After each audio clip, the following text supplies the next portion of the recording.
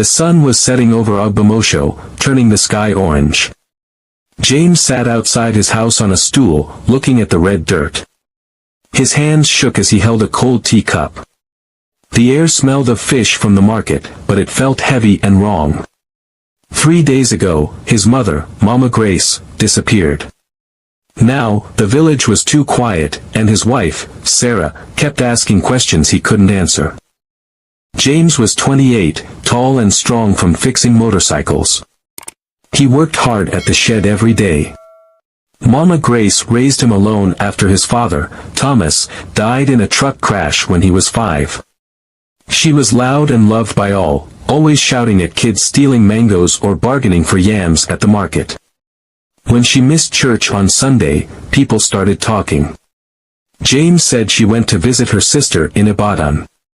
It was a lie he told to keep them quiet. Sarah stood at the door, arms crossed, watching James. She was 25, a tailor, smart and bold. "James, where is Mama?" she asked, her voice sharp. Her wrapper was found by the river, torn and dirty. "What happened?" She stepped closer, her eyes searching his face. James looked away and said, "I don't know. She's fine."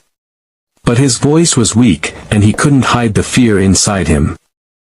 3 days ago, James came home late, hungry and tired. Mama Grace was in the kitchen, cooking stew. The smell of melon seeds and oil filled the air. She scolded him for dirt on the floor, then laughed and gave him a spoon to taste. He remembered her smile, warm and bright. Then, nothing. His mind went blank. He woke up on the floor, the pot empty, the fire out, and Mama Grace gone. James sat up, his head heavy. The kitchen was dark and quiet. The pot was empty, not a drop of stew left.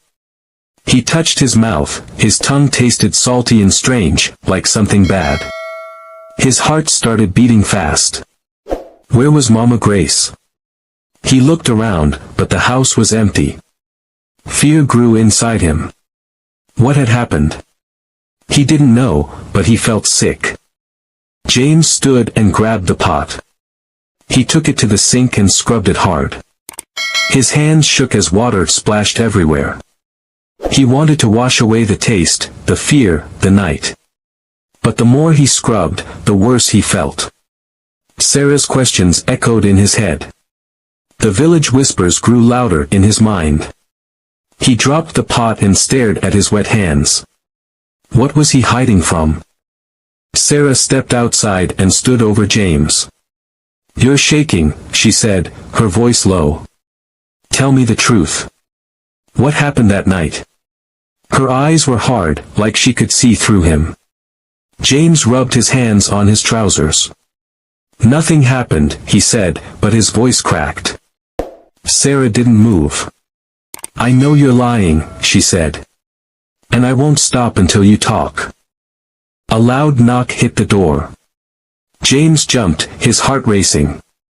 Sarah turned, her eyes wide. He stood and opened the door slowly. Peter, the carpenter, stood there, sweat on his face. "James, come quick," he said, his voice shaking. They found something by the river. James felt cold. What was it? He didn't want to know, but he had to find out. James followed Peter through the dark village. Lanterns flickered as they passed houses. The air was cool, but James felt hot with fear. His mind raced, bones, blood, Mama Grace. What would he find? Peter walked fast, not talking.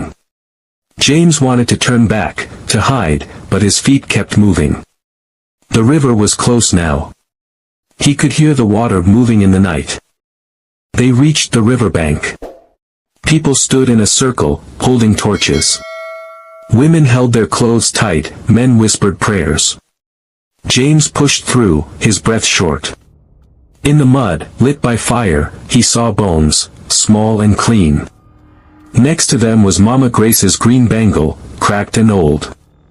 His legs shook. Was this real? What did it mean? A woman in the crowd said, "Magic." Another man said, "Something evil is here." Their voices grew loud, scared. James's knees went weak, but he didn't fall. He stared at the bones, then the bangle. Mama Grace wore that bangle every day. How did it get here? His stomach turned. He wanted to run, to scream, but he stood frozen, waiting. A deep voice said, "James." It was Baba Femi, the old herbalist. He stepped forward, his white beard shining in the torchlight. In his hand was a small leather pouch with red string. "This was near the bones too," he said, his eyes on James. "You know this, don't you?" James's throat went dry. "That pouch, Mama Grace kept it under her bed." A woman screamed, and the crowd moved back. Mama Grace walked out of the bushes, her clothes torn, her face scratched. She was alive. People gasped, some shouted. James's heart jumped, he ran to her, catching her as she fell. "Mama," he said, tears in his eyes. She held his arm tight and whispered, "It wasn't you." He stared, not understanding. What did she mean? Mama Grace looked at James, her eyes wild. "That night," she said, "I put something in the stew. A charm. To test you. To see if you'd turn." Her voice broke, and tears fell. "I didn't know it would go this far." James's head spun. A test? She made him eat something. His legs felt weak. What kind of test was this? Mama Grace fell to her knees, crying hard. "The bones," she said, "they're your father's. I kept them. I used them to make it real." The crowd went silent. James's world broke. His father's bones. Tunned, dead for years. He hadn't eaten her, but he'd tasted something that night. Something from those bones.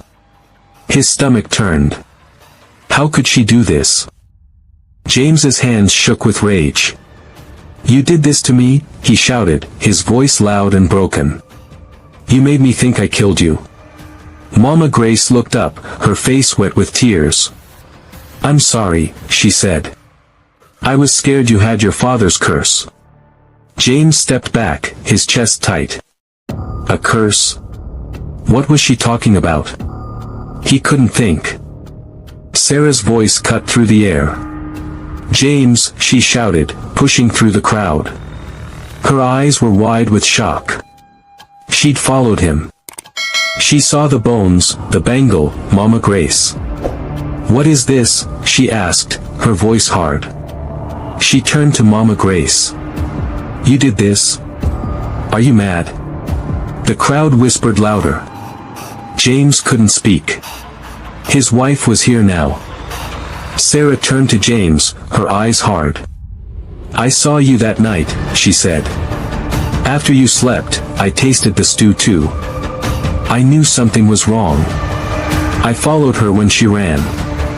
James's breath stopped. "You knew?" he asked, voice shaking. "And you didn't tell me?" Sarah nodded, tears falling.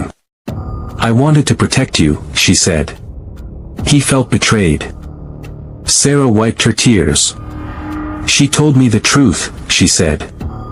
"Your father didn't die in a crash. He gave himself up for magic, for power. She thought you might do the same." James's mouth opened, but no words came. His father? Magic? Mama Grace nodded, still crying. "I wanted to save you," she said. James's head hurt. Was this real? Mama Grace stood, her voice weak. "Your father went into dark things," she said. "I saw him change. I feared you would turn too." James shook his head. "A curse?" he asked. "You tested me for that?" His hands clenched. Sarah touched his arm. "She's scared," she said. But she was wrong to lie. James pulled away. He didn't know who to trust anymore. Baba Femi shook his head. "Grace, you played with fire," he said. "This charm, this test, it woke something. He pointed to the river. The water moved, dark and loud. James looked, something wasn't right. The crowd stepped back, scared. "What's that?" he asked. Baba Femi's face was grim. "Something bad," he said. "It's coming." The river churned, black and wild, like it was alive. A low sound came from it, deep and strange. People started shouting, moving back fast. James's heart raced. He looked at Mama Grace, then Sarah. What had she done? The taste from that night came back, salty, wrong. Was it tied to this? He couldn't move. Something was wrong. Mama Grace's face went white. "The thing Tund called," she said, her voice shaking. "It's not sleeping anymore." James turned to her. "What thing?" he asked, loud. She shook her head. "I don't know," she said. "But it's here because of me." Sarah grabbed James's hand. "We need to stop it," she said. He felt lost. The crowd screamed and ran, dropping torches in the mud. The river growled louder, shaking the ground. James looked around. People were gone, just him, Sarah, and Mama Grace left. The air felt thick, heavy with danger. He didn't know what was coming, but it was close. His chest hurt. "What do we do?" he asked, voice tight. The river stopped moving, then a shadow came up, tall, dark, not human. It growled loud, shaking the trees.